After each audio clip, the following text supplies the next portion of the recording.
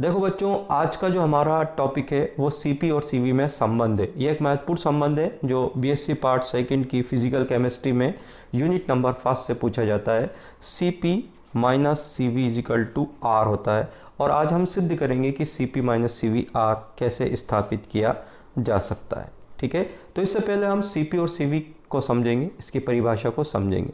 यदि हम सीपी को परिभाषित करें तो ये स्थिर दाब पर ऊष्माधारिता है और सीवी स्थिर आयतन पर ऊष्माधारिता है। सीपी किसी पदार्थ या तंत्र का ताप स्थिर दाब पर 1 डिग्री सेंटीग्रेड बढ़ाने के लिए आवश्यक ऊष्मा, सीवी स्थिर आयतन पर किसी तंत्र या पदार्थ का ताप 1 डिग्री सेंटीग्रेड बढ़ाने के लिए आवश्यक ऊष्मा। ठीक है, जैसे हम इसको समझे, इन परिभाषाओं को जो मैंने 2 परिभाषाएं आपके सामने बोली, इनको यदि हम समझने की कोशिश करें तो जैसे हमारे पास एक गैस से भरा सिलेंडर है जिस पे घर्षण रहित पिस्टन लगा हुआ है और यहाँ 1 मोल आदर्श गैस भरी हुई है और यहाँ पर एक भार लगा हुआ है जो पिस्टन पर दाब डालता है। यहाँ इसको कुछ हम ऊष्मा देते हैं जिससे कि इस गैस का ताप 1 डिग्री सेंटीग्रेड बढ़ जाता है और यह पिस्टन ऊपर विस्थापित हो जाता है। जब पिस्टन ऊपर विस्थापित होता है तो दाब हमेशा कांस्टेंट रहता है जो हमने लगाया है। तो 1 डिग्री सेंटीग्रेड ताप बढ़ाने के लिए जो आपने ऊष्मा दी वो सीपी होगी। ठीक है, इसी तरीके से यदि हम दूसरा सिलेंडर लें और इस पर एक पिस्टन फिट कर दें और यहाँ पर यही दाब जो पहले हमने लगा रखा है वो रखें और अब हम इस गैस को फिर से ऊष्मा दें और 1 डिग्री सेंटीग्रेड इसका ताप बढ़ाना चाहें, तो चूंकि अब गैस प्रसरित होती है तो हम इसके आयतन में विस्तार को रोक देते हैं। अतिरिक्त दाब लगाकर हम इसका आयतन स्थिर रखते हैं और फिर हम इसका ताप 1 डिग्री सेंटीग्रेड बढ़ाते हैं। तो ये स्थिर आयतन पर 1 डिग्री सेंटीग्रेड बढ़ाने के लिए दी गई ऊष्मा होगी और ये जो होगी सीवी के बराबर होगी। ठीक है, तो सीपी और सीवी को हमने समझ लिया और इन दोनों में क्या रिलेशन होता है। यदि सीपी में से सीवी को घटा दें तो आर होता है, यानी कि सीपी सीवी से बड़ी होती है। ठीक है, तो ये तो एक जनरल डिस्कशन है परिभाषा समझने के लिए कि सीपी और सीवी क्या होता है। ठीक है, यहाँ आर जो होता है वो गैस कांस्टेंट होता है। ठीक है, अब इसके बाद हम जो है सीपी और सीवी में संबंध स्थापित करेंगे। तो देखो, सीपी और सीवी में संबंध स्थापित करने के लिए पहले जो हमने परिभाषा ली है उनका हम गणितीय रूप लिखेंगे। जैसे कि हम कहते हैं कि किसी तंत्र का dt ताप बढ़ाने के लिए आवश्यक ऊष्मा dq होती है, तो 1 डिग्री सेंटीग्रेड बढ़ाने के लिए ऊष्मा होगी dq/dt। ठीक है, यदि दाब स्थिर है तो हम यहाँ P लिख देंगे और यदि आयतन स्थिर है तो यहाँ पर हम कोष्टक के बाहर V लिख देंगे। ठीक है, सबके समझ में आ रही है बात।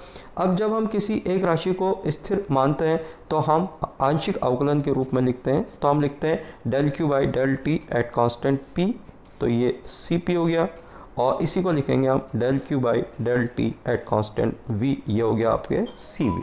ठीक है, अब del Q यानी कि ये जो ऊष्मा में परिवर्तन है, ठीक है, स्थिर दाब पर, वो एंथैल्पी में परिवर्तन डेल एच के बराबर होता है। तो हम इसको लिखते हैं del H/del T at constant P this equal to CP।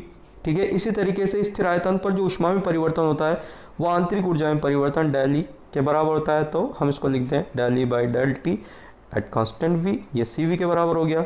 ठीक है, तो 2 महत्वपूर्ण सूत्र आपको याद रखने हैं, डायरेक्ट याद रखने हैं कि CP जो होता है वो del H/del T at constant P और CV जो होता है वो del E/del T at constant V के बराबर होता है। अब मैं आपसे पूछूं कि CP का सूत्र बताओ या CV का, तो आप उसको कैसे याद रखेंगे, तो उसके लिए मैं आपको एक ट्रिक बताता हूँ। जैसे कैप, CP कैप होती है और कैप को हेड भी कहते हैं, तो कैप हेड संबंध है CP del H/del T head, और चूंकि P कांस्टेंट है इसलिए हम CP equal to del H/del T at constant P याद आ जाएगा, कैप हेड। ठीक, इसी तरीके से CV को आप मान लो जैसे सेव है, सेव हम खाते हैं, ईट करते हैं, तो CV equal to del E/del T at constant V, तो सेव ईट संबंध हो गया। अब आपको याद रहेगा हमेशा CP होता है head del H/del T at constant P, CV होता है सेव यानी कि ईट del E/del T at constant V। तो दोनों महत्वपूर्ण संबंध आपको याद हो गए। अब इन सूत्रों की सहायता से हम जो है CP minus CV equal to R को सिद्ध करना हमारे लिए आसान हो जाएगा। ठीक है,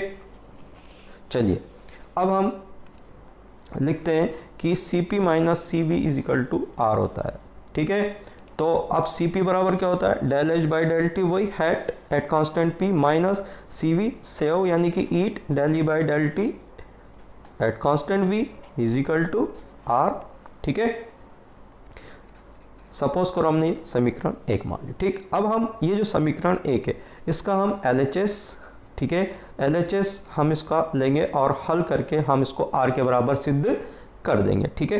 तो इस LHS की जो फर्स्ट टर्म है वो del H by del T at constant P है, यानी कि S से संबंधित है। तो S से संबंधित एक वेल नोन थर्मोडाइनमिक इक्वेशन होती है H equal to E plus P V. अब ये भी आपको याद रखनी है। अब ये याद कैसे रखें, जैसे मैंने आपको टेक्निक बताई, आपने कैप हेट लगाया, सेव ईट किया, तो सेव जो आपने खाया वो 1 पाव था सपोज करो, तो सेव कितना 1 पाव है, तो 1 पाव है, ठीक है। तो आपको याद होगी H equal to E plus P V, ठीक। याद रखने का तरीका जिससे कि हम भूलें नहीं। तो 3 चीज़ें मैंने आपको बताई है, CP, CV और H का मान, ठीक है। अब चलते हैं आगे। अब हम जो समीकरण 1 का जो पहला पद है del H by del T at constant P, इसका मान हम निकालना चाहते हैं। तो हम समीकरण 2 का ताप के सापेक्ष स्थिर दाब पर अवकलन करेंगे। तो हम लिख सकते हैं del H by del T at constant P is equal to del E by del T at constant P plus, चूँकि P कॉन्स्टेंट है P को बाहर रखेंगे, del V by del T at constant P। ये समीकरण number 3, ठीक है। अब देखिएगा, अब हमारे पास में जो है समीकरण नंबर 3 से हम del H by del T at constant P का जो मान है वे हम समीकरण 1 में रख देंगे। तो समीकरण 1 क्या रूप लेगी, यहाँ पर देखिएगा del E by del T at constant P plus P into del V by del T at constant P, ठीक है, minus del E by del T at constant V is equal to R, ठीक।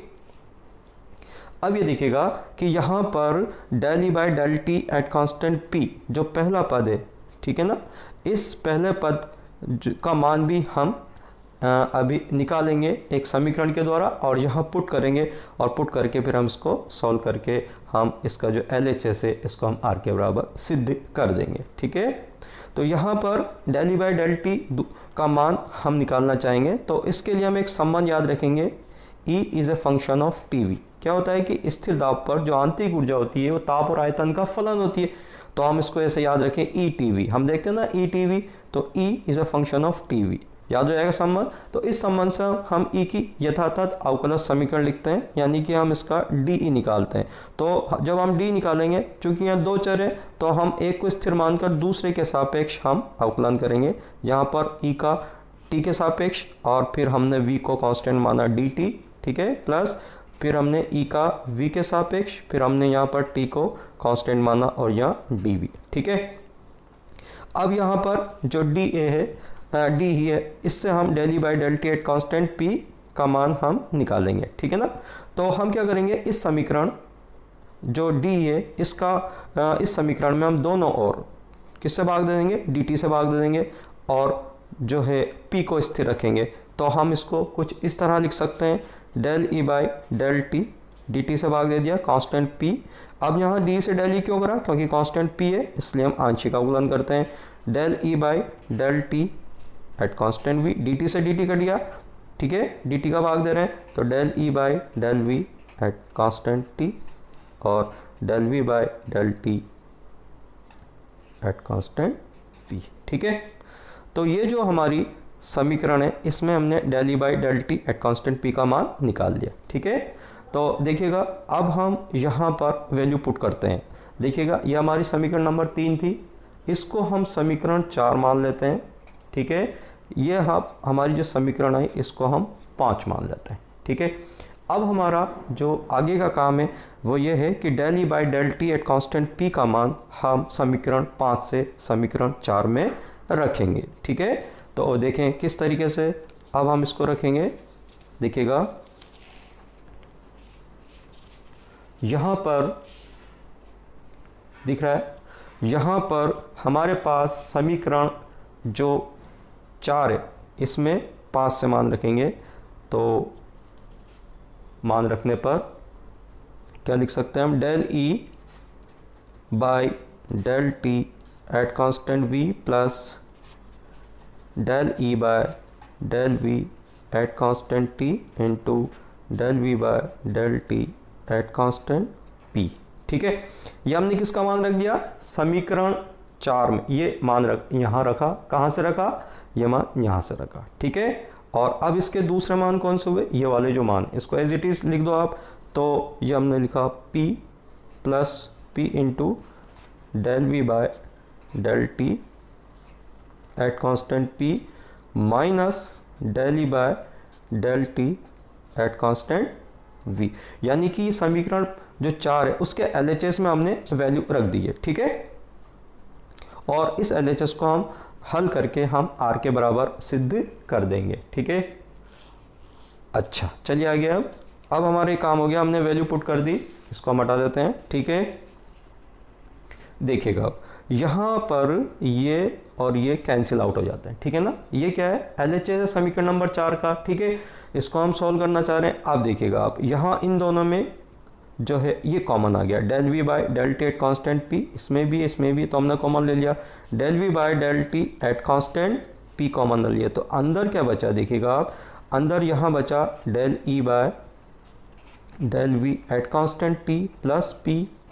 ठीक है, अब देखिएगा यहाँ del E by del V at constant T जो होता है वो आदर्श गैसों के लिए 0 होता है। इसका मतलब क्या है, del E by del V at constant T का, कि इकाई आयतन परिवर्तित होने पर आंतरिक ऊर्जा में कितना परिवर्तन होगा जबकि ताप स्थिर हो। अब चूंकि आदर्श गैसों के अणु के मध्य कोई आकर्षण नहीं होता, तो जब उनका आयतन परिवर्तित होता है तो उनकी आंतरिक ऊर्जा में कोई परिवर्तन नहीं होता। इसलिए ये जो यहाँ पद है इसको अपन 0 पुट करेंगे। ठीक है, तो हमने 0 पुट किया, तो del V by del T at constant P. अच्छा, अब इसको हमने 0 पुट किया, 0 प्लस पी। ठीक है, अब यहाँ पर देखिएगा, इसको हम इंटू कर देंगे, तो del V by del T at constant P into P, ये आया। ठीक है, अब देखिए आप यहाँ पर जो है हम आदर्श गैस समीकरण 1 मोल के लिए लेते हैं, P V equal to R T. ठीक है, तो v इक्वल टू क्या हो गया भाई, v इक्वल टू हो गया आर टी अपॉन पी। ठीक, अब यदि हम इस समीकरण का स्थिर दाब पर ताप के सापेक्ष अवकलन कर दे तो हम कुछ ऐसा लिख सकते हैं इसको, del v by del T at constant p, v का ताप के सापेक्ष स्थिर दाब पर। तो देखो r कांस्टेंट है तो ऐसे कैसे आ जाएगा, p कांस्टेंट है ऐसे कैसे, और t के सापेक्ष करेंगे तो 1 हो जाएगा, यानी कि del V by del T at constant p का मान r अपॉन p होगा। ठीक, तो हमने यहाँ पर del V by del T at constant p का मान r अपॉन p पुट कर दिया, तो ये बराबर क्या हो गया, r upon p into p, तो p से p कैंसिल हो गया, तो क्या बचा r। ठीक है, तो देखो हमने समीकरण 4 जो थी ना, ये समीकरण 4 थी हमारी, इस समीकरण 4 के LHS में हमने वैल्यू पुट करी, और LHS में वैल्यू पुट करके हमने किसके बराबर, R के बराबर हमने यहाँ पर इसको सिद्ध कर दिया। ठीक है, इस तरीके से हम CP और CV में संबंध स्थापित कर सकते हैं कि CP minus CV equal to R होता है 1 मोल आदर्श गैस के लिए। Thank you.